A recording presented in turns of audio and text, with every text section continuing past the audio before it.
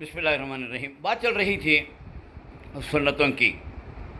نکاح کے اندر سنت، النکاح من سنتی، نکاح میری سنت یعنی میرا طریقہ ہے. ہر جگہ سنت کا تو نمازاں سنت کتی نا، ویسا نہیں.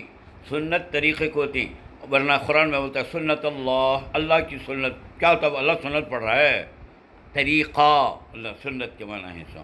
تو مطلب نکاح من سنتی، نکاح میرا طریقہ ہے، یعنی میں کیسا کروں ویسا کرنا. اور فمن رغب عن سنتی، میرے طریقے سے ہٹ گا. پہلے سے نہیں، میرا اس کا کیا بھی کنیکشن نہیں. پھر کیا پہلے اللہم علی بینہما کر کو بول کو کوئی فائدہ اس کا، ہمیں آمین بول کو کیا بھی فائدہ نہیں ہے.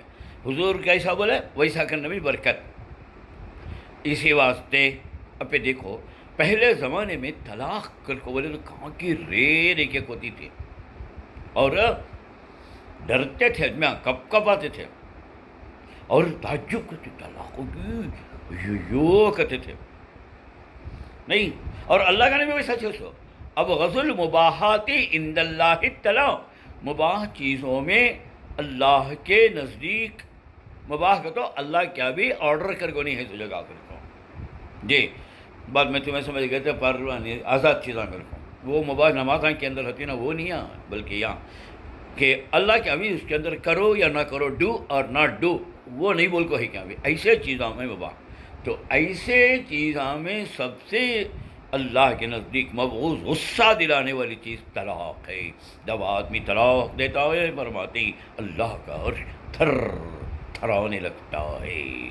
جی تو اس واسطے طلاق نہیں اللہ کو پسند. تو لہٰذا ہمارے بزرگوں میں بھی نہیں ہوتی تھی. اب سنی تو ہمارے دادا دادی پڑدادا کے زمانے میں اگر وہ عمر کے اتماک ہوتے ہوئے تو پوچھ کو دیکھو نہیں. اب دیکھ رہی ہیں کاش کو کوسر کو سبھی ہو جاتی طلاق. جے ہاں کہاں ملے وہاں طلاقاں. جی بیٹھے بیٹھے طلاقاں دے رہی ہیں، ہتے کی ہو جا رہی، چھوٹی چھوٹی معمولی چیزوں کو وہ بھی شادی ہو کو 10 سال 15 سال ہو تو بھی طلاقاں، 20 سال ہو تو بھی طلاقاں، یہ نکاح ہو دے ہی طلاقاں، ابھی جلوہ ہونی طلاقاں. ایسا طلاق تو ہم کو بول کو یہ چھوگا پیلے کو طلاق دے ڈال رہا ہے. 130 طلاقاں پی کو سے معلوم ہی ہوتے نہیں، 100 طلاقاں دے رہا ہے.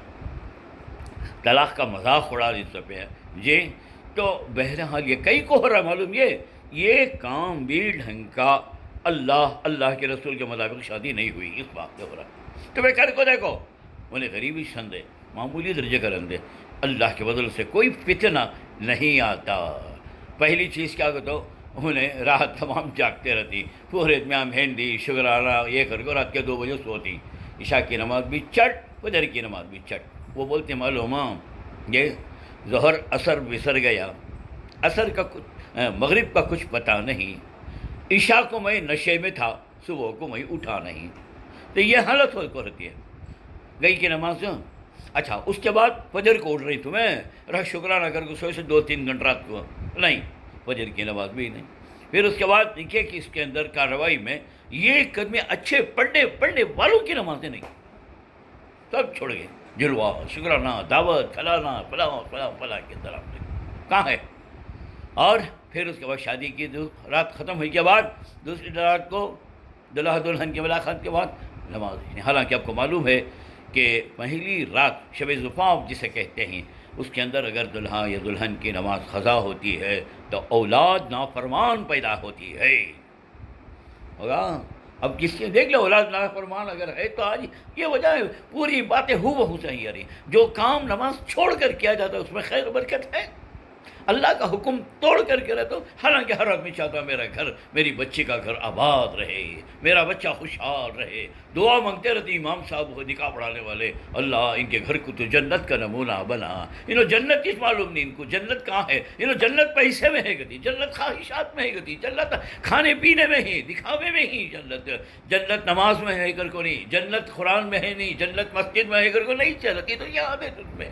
جی تو پھر کہاں سے آپ کی برکت ہوگی. یاد رکھ لو میرے نبی نے فرمایا خیر النکاح ایسرہ مؤونہ، بہترین نکاح وہ ہے جس میں تکلیف کچھ نہ ہو، معلوم نہیں کیا ہوا کیا نہیں ہوا کر کو. جی اسے نکاح کر کو بولتی. تو انشاءاللہ پھر ابھی زندگی باقی رہے تو صبح بات ملیں گے.